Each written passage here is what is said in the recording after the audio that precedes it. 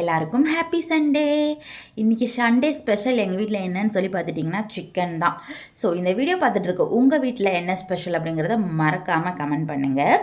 So நான் chicken வாங்கிட்டு வீட்டுக்கு போயாச்சு. ஸோ வீட்டுக்கு போனதுக்கப்புறம் இந்த குட்டீஸுங்கெல்லாம் வந்து பார்த்துட்டிங்கன்னா என்னை எந்த வேலையும் செய்யவே விட மாட்டாங்க. இந்த நான்வெஜ் எடுத்துகிட்டு வந்தாலே அவங்களுக்கு வச்சதுக்கப்புறம் தான், அதாவது சாமிக்கு படையல் போட்டதுக்கப்புறம் தான் நம்ம எதாக இருந்தாலும் சாப்பிட்ணுங்கிறது இருக்குல்ல. ஸோ அந்த மாதிரி எங்கள் வீட்டை பொறுத்தவரையிலும் இந்த 5 பேர் தான் சாமி. ஸோ அவங்களுக்கு வச்சதுக்கப்புறம் தான் நாங்கள் எதா இருந்தாலும் பண்ண முடியும்.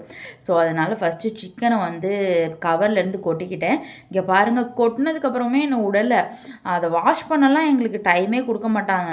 அவ்வளோதான், என்னை போட்டு 4 ஆக்கிடுவாங்க. சரின்னா அவங்களுக்கு அப்படியே எடுத்து வைக்க ஆரம்பிச்சிட்டேன். பிளேட்டில் வச்சாலே இவங்க டீசெண்டாக பிளேட்லலாம் சாப்பிட மாட்டாங்க. அவங்க டீசெண்ட் என்னன்னா எடுத்துக்கொண்டு போய் ஆளுக்கு ஒரு இடத்துல தனித்தனியாக வச்சு சாப்பிட்றது தான் அவங்களோட டீசெண்ட். ஸோ அவங்களுக்கெல்லாம் வச்சுட்டு அதுக்கப்புறம் வந்து பார்த்துட்டிங்கன்னா சிக்கனெல்லாம் வந்து பார்த்துட்டிங்கன்னா பிரிக்க ஆரம்பிச்சிட்டேன். இங்கே பாருங்கள், சாப்பிட்டு அடுத்த ரவுண்டுக்கு வந்தாச்சு. ஸோ என்ன பண்ணுறது? ஸோ எத்தனை பேர்த்து வீட்டில் பூனை வளர்க்குறீங்க, என்ன மாதிரி எத்தனை பேர் இந்த மாதிரி விஷயங்கள்லாம் ஃபேஸ் பண்ணுறீங்க அப்படிங்கிறத மறக்காமல் கமெண்ட் பண்ணுங்கள். ஸோ இப்போ வந்து போன்லெஸ் தனியாக, போனோடு இருக்கிறது தனியாக வந்து பிரித்தாச்சு. போனோடு இருக்குதுன்னா ரொம்ப போனோடு இருக்கிற மாதிரி இருக்காது, கொஞ்சம் அதுலேயும் கறியோடு அப்படி தான் இருக்குது. இந்த போன்லெஸ் வந்து நான் வந்து 65க்கு வந்து மேரினேட் பண்ண போகிறேன்.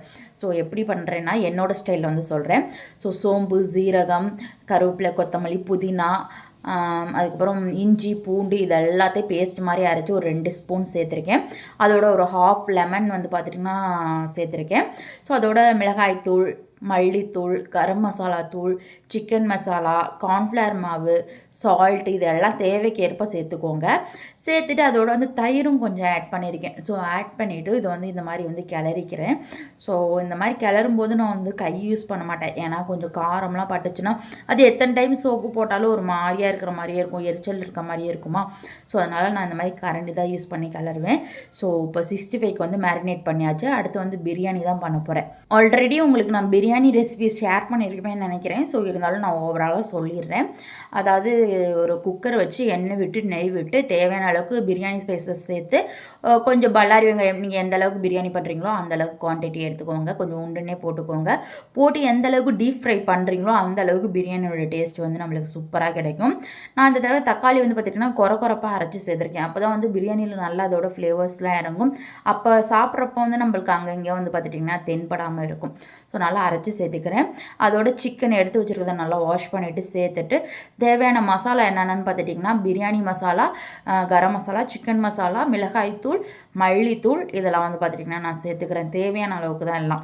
ஸோ நீ எவ்வளோ பண்ணுறீங்களோ அதுக்கு தகுந்த மாதிரி சேர்த்துக்கோங்க. அதுக்கப்புறம் இதோட வந்து பச்சை மிளகாவும் சேர்த்துக்கோங்க. அதை நான் சொல்ல மறந்துட்டேன். வெங்காயம் சேர்த்த அந்த கையோடு பச்சை மிளகாவும் சேர்த்துக்கோங்க. அப்புறம் வந்து பார்த்திங்கன்னா இந்த மசாலா, இந்த சிக்கன்லாம் ஓரளவுக்கு நல்லா குக் ஆகணும். ஸோ எண்ணெய் பிரிஞ்சு வர ஸ்டேஜில் வந்து அரிசியை போட்டுட்டு நான் வந்து எப்போதுமே சுடு தண்ணி தனியாக வச்சு அதை வந்து சேர்த்துக்குவேன். அப்போ தான் வந்து பிரியாணி வந்து பார்த்துட்டிங்கன்னா அந்த சிக்கனில் இருக்க மசாலாலாம் வந்து இறங்காமல் ஸோ டக்குன்னு வந்து நம்மளுக்கு பிரியாணியும் ரெடியாகும், மசாலாவும் சூப்பராக வந்து சிக்கனில் ஏறி இருக்கும். ஸோ அதுக்கப்புறம் அவ்வளோதான், தேவையான அளவுக்கு உப்பு சேர்த்து கொத்தமல்லி, புதினா இதெல்லாம் சேர்த்து நான் வந்து பார்த்துட்டிங்கன்னா விசில் போட்டுட்டேன். ஸோ ஒரு 3-4 விசில் விட்டு எடுத்துக்கணும். அரிசிக்கு தகுந்த மாதிரி விசில் விட்டு எடுத்துக்கோங்க. இன்றைக்கி வந்து பார்த்துட்டிங்கன்னா நான் வந்து எங்கள் வீட்டில் நார்மலாக யூஸ் பண்ணுற சாப்பாட்டுக்கு யூஸ் பண்ணுற அரிசி தான் யூஸ் பண்ணியிருக்கேன். பாஸ்மதி ரைஸ்லாம் இன்னொரு நாங்கள் வீட்டில் செஞ்சதே இல்லைப்பா. ஸோ நார்மல் ரைஸில் தான் எப்போதுமே பிரியாணி பண்ணுவோம். ஸோ அதில் தான் பண்ணியிருக்கேன். சூப்பராக வந்துருந்தது டேஸ்ட்டு.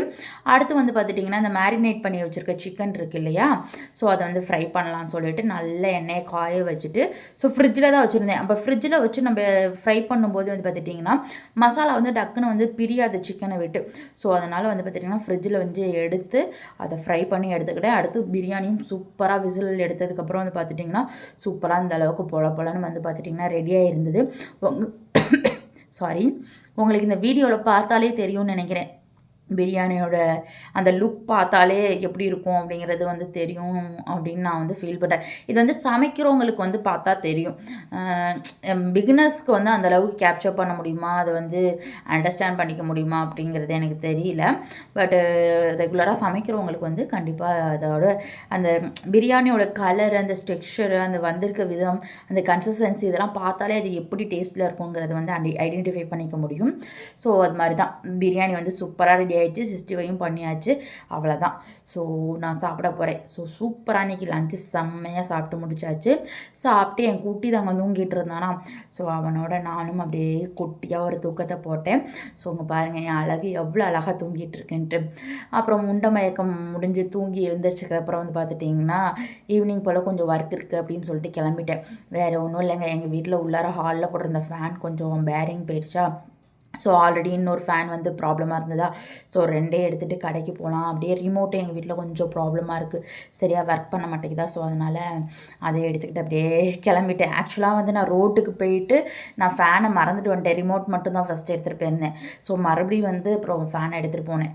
அப்படியே போயிட்டு சித்தலாவைக்கு தான் போனேன். போயிட்டு பேக்கரிக்கு போயிட்டு கொஞ்சம் அக்கா ஸ்நாக்ஸ் கேட்டான்ட்டு வாங்கிட்டு அப்படியே ரிமோட் கடைக்கு போயிட்டேன். ரிமோட் கடைக்கு போயிட்டு அப்புறம் அவங்கள்ட்ட கேட்டேன், அவங்களும் அப்புறம் எடுத்து கொடுத்தாங்க. அப்படியே அந்த ரிமோட்டுக்கு தேவையான செல்லு எல்லாத்தையும் வாங்கிட்டு வந்துட்டேன். ஸோ வாங்கிட்டு வந்து அப்புறம் ஃபேனை கொடுக்கலான்னு பார்த்தா அங்கே சித்தலாயில் இருக்க கடை வந்து க்ளோஸில் இருந்தது. ஸோ இன்றைக்கி சண்டே இல்லையா, ஸோ அதனால் அப்படியே வண்டியை ஸ்ட்ரெயிட்டாக மாயனூருக்கு விட்டுட்டேன். மாயனூரில் இருக்க கடையில் போய் அதுக்கப்புறம் கொடுத்தேன். அப்புறம் அந்த அண்ணா வந்து பார்த்துட்டு இருந்தாங்க, ரெண்டும் எப்படி ஒர்க் ஆகுது என்ன அப்படின்னு சொல்லிட்டு ப்ராப்ளம் ஐடென்டிஃபை பண்ணிகிட்டு இருந்தாங்க. ஸோ இப்போ நகர்த்தி வச்சாங்கள்ல, அதில் வந்து காயில் போயிடுச்சு. ஸோ அது வந்து கொஞ்சம் டைம் எடுக்கும். அடுத்து வந்து பார்த்துட்டிங்கன்னா இப்போது கையில் வச்சுருக்காங்க பாருங்கள், அதில் வந்து பியரிங் போயிடுச்சு, அது எங்களுக்கே தெரியும். ஸோ அதனால் வந்து பார்த்துட்டிங்கன்னா அதை ரெடி பண்ண சொல்லிகிட்டு இருந்தேன், அவங்க ரெடி பண்ணிகிட்டு இருந்தாங்க. ஸோ இப்போ இந்த கடை எங்கே இருக்குதுன்னு சொல்லி பார்த்துட்டிங்கன்னா மாயனூர். நான் ஆல்ரெடி நிறைய பேருக்கு நம்ம ரெகுலராக வீடியோஸ் பார்க்குறவங்களுக்கு தெரியும். ஸோ இந்த முனீஸ்வர் கோவில் வந்து நான் ஒரு நாள் போய் உங்களுக்கு காட்டுறேன்னு சொன்னேன் இல்லையா, ஸோ அந்த கோயிலுக்கு ஆப்போசிட்டில் தான் இருக்குது. இது Trichy to Karur bypass. So அதை தாண்டினோடனே ரயில்வே ட்ராக், அடுத்து வந்து கோவில், அந்த கோவிலுக்கு அடுத்து வந்து பார்த்துட்டிங்கன்னா எங்கிட்டனா வந்து மாயனூர் ரயில்வே ஸ்டேஷன் வந்து இருக்கும். ஸோ அதுக்கப்புறம் உட்காந்து பொறுமையாக அவங்க செஞ்சு கொடுத்தாங்க. ஒன்று பியரிங் போனது மட்டும் மாற்றிக்கிட்டு வந்துட்டேன். ஸோ அந்த காயில் கட்டுறது வந்து நான் அப்புறமேட்டு பார்த்துக்கிறேனான்னு சொல்லிட்டு வாங்கிட்டு வந்துட்டேன். அப்படியே என் வண்டிக்கு இன்ஜின் ஆயில் மாற்றணும்னு சொல்லிட்டு பங்க்கில் 2-3 டைம் போய் கேட்டேன். இன்ஜின் ஆயிலே இன்னும் வரலாமா அப்படிங்கிற மாதிரி சொல்லியிருந்தாங்களா, சரி கையோட இங்கேயே இந்த லோக்கல் கடையிலேயே மாற்றிக்கலாம் அப்படின்னு சொல்லிட்டு அப்புறம் அந்த அண்ணாட்ட சொன்னேன், எவ்வளோ கிலோமீட்டர்ஸில் நான் மாற்றணும் அப்படிங்கிற ஒரு சில டீட்டெயில்ஸ்லாம் கேட்டு தெரிஞ்சுக்கிட்டேன். ஏன்னா நான் சர்வீஸ் சென்டரில் வந்து எனக்கு வந்து அவங்க அந்த நோட்டிஃபிகேஷன் கொடுத்துருவாங்க, அந்த ஸ்டிக்கர்ஸ்லாம் ஒட்டிடுவாங்க, இந்த கிலோமீட்டர்ஸ் வந்தோடனே நீங்கள் வந்து மாற்றிக்கோங்க அப்படின்னு சொல்லிட்டு. ஸோ அதுக்கப்புறம் நான் அந்த 4 சர்வீஸ் முடிஞ்சதுக்கப்புறம் எனக்கு நான் இன்னும் மாற்றவே ஒரு டைம் மாற்றினேன். ஸோ அப்புறம் இது 2வது டைம் அப்புறம் அந்த அண்ணன்ட்ட கேட்டு ஒரு சில டீட்டெயிலாம் தெரிஞ்சுக்கிட்டு அப்புறம் இன்ஜின் ஆயில் மாற்றிட்டு அப்படியே வீட்டுக்கு வந்தாச்சு. ஸோ என்னோட சண்டே இப்படி தான் போச்சு. உங்கள் சண்டே எப்படி போச்சு அப்படிங்கிறத மறக்காமல் கமெண்ட் பண்ணுங்கள். இந்த வீடியோ பிடிச்சிருந்தா மறக்காமல் லைக் பண்ணி ஷேர் பண்ணுங்கள். Okay, Tata, bye bye.